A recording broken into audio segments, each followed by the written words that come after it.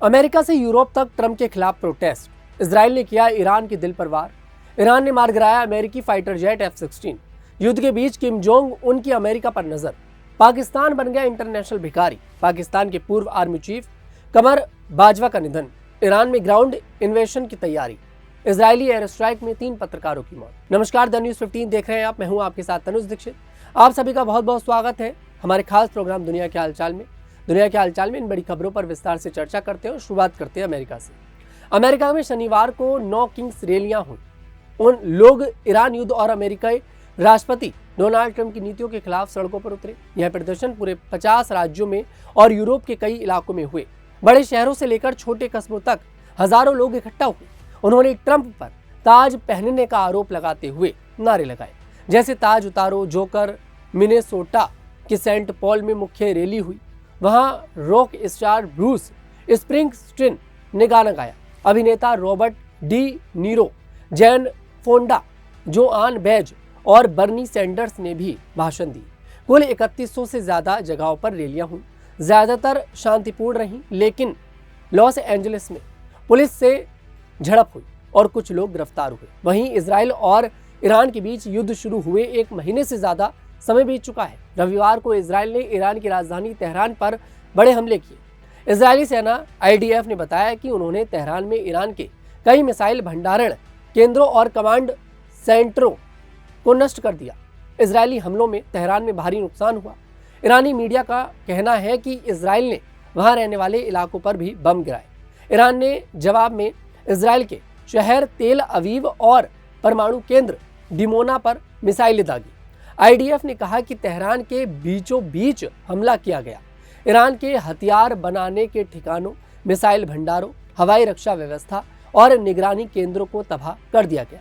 कई कमांडर भी मारे गए। वहीं ईरान ने मध्य पूर्व में बढ़ते तनाव के बीच बड़ा दावा किया है। ईरान के अर्ध सैनिक बल IRGC ने कहा कि उसने एक अमेरिकी F-16 लड़ाकू विमान को और एक MQ-9 ड्रोन को मार गिराया है। यह कार्रवाई ईरान के लोगों और औद्योगिक जगहों पर हुए हमलों का जवाब बताई गई है। IRGC का कहना है कि उसने अमेरिकी इजराइल ठिकानों पर भी हमला किया। शिराज के ऊपर उड़ रहे MQ-9 ड्रोन को उन्होंने गिरा दिया। F-16 पर हमले की पूरी जानकारी अभी तक नहीं आई है। अमेरिका की तरफ से इन दावों पर भी अभी कोई बयान नहीं आया है। सैन्य विशेषज्ञ कहते हैं कि इन दावों की स्वतंत्र जांच बहुत जरूरी है, क्योंकि दोनों तरफ सूचना युद्ध भी चल रहा है। वहीं उत्तर कोरिया के नेता किम जोंग उन ने एक नया हाई पावर ठोस ईंधन इंजन का परीक्षण देखा। उन्होंने इसे देश की सैन्य ताकत बढ़ाने वाला बड़ा कदम बताया। सरकारी मीडिया KCNA ने यह खबर दी। इस परीक्षण से लगता है कि किम जोंग उन अब ऐसी मिसाइलें बनाना चाहते हैं जो अमेरिका तक आसानी से पहुंच सके। कुछ दिन पहले संसद में किम ने कहा था कि वे उत्तर कोरिया को हमेशा के लिए परमाणु शक्ति वाला देश बनाएंगे। उन्होंने दक्षिण कोरिया को सबसे बड़ा दुश्मन बताया और अमेरिका पर युद्ध भड़काने का आरोप लगाया। नए इंजन का थ्रस्ट 2500 किलोटन है, जो पहले वाले से ज्यादा है। यह परीक्षण देश के 5 साल के सैन्य प्लान का हिस्सा है। किम ने कहा कि यह परीक्षण उनकी सैन्य शक्ति को मजबूत बनाएगा। उत्तर कोरिया पहले भी कई CBM मिसाइलें टेस्ट कर चुका है। वहीं पाकिस्तान भीख मांगने में माहिर हो गया है। वह बिना शर्म के बार बार अलग अलग देशों और संस्थाओं से पैसे मांगता रहता है। कभी सऊदी अरब, कभी UAE, कभी अमेरिका और अब फिर से अंतर्राष्ट्रीय मुद्रा कोष यानी कि IMF के पास हाथ फैलाया है। इस बार पाकिस्तान ने IMF से 1.2 अरब डॉलर की रकम हासिल कर ली है। IMF ने शनिवार को बताया कि दोनों पक्षों के बीच 2 अलग अलग योजनाओं के तहत यह समझौता हो गया है। पहली योजना विस्तारित कोष सुविधा की तीसरी समीक्षा है और दूसरी जलवायु परिवर्तन से निपटने के लिए शुरू की गई resilience and sustainability facility RSF की दूसरी समीक्षा है। दोनों पक्षों ने लंबी बातचीत के बाद यह सहमति बनाई। अब सवाल यह है कि पाकिस्तान कब तक भीख मांगकर अपना गुजारा करता रहेगा। वहीं पाकिस्तान के पूर्व आर्मी चीफ कमर जावेद बाजवा का 65 साल की उम्र में निधन हो गया है। वह पिछले 1 महीने से ज्यादा समय से अस्पताल में भर्ती थे।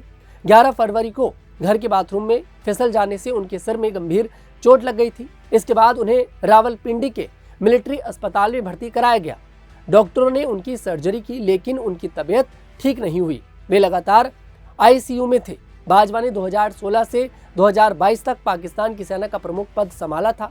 उनके परिवार ने शनिवार को उनकी मौत की पुष्टि की। वहीं अमेरिकी सेंट्रल कमांड ने बताया कि USS त्रिपोली नामक बड़ा हमला जहाज 27 मार्च को उनके इलाके में पहुंच गया।